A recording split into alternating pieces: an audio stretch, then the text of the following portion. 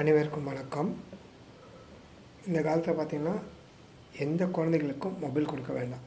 Main 8th 9th 10th 11th 12th பார்த்திங்கன்னா அந்த குழந்தைங்க ஸ்கூல்லேருந்து இதை அனுப்புகிறாங்க, நோட்ஸ் அனுப்புகிறாங்க, இது எடுக்கணும் அது எதுவாக இருந்தாலும் பேரண்ட்ஸ் கைட் பண்ணுங்கள்.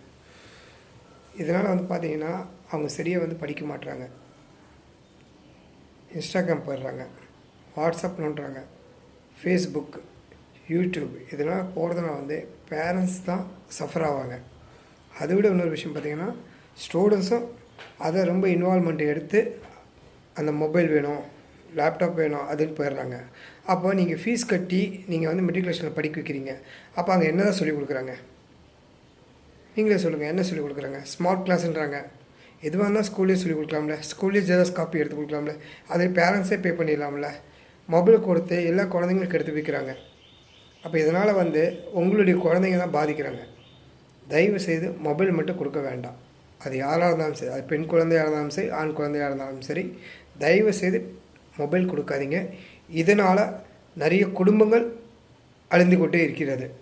அதையும் பார்த்து உஷாராக இருங்க. ஆல் த பெஸ்ட் ஸ்டூடெண்ட்ஸ்க்கு. நல்லா படிங்க. Thank you so much.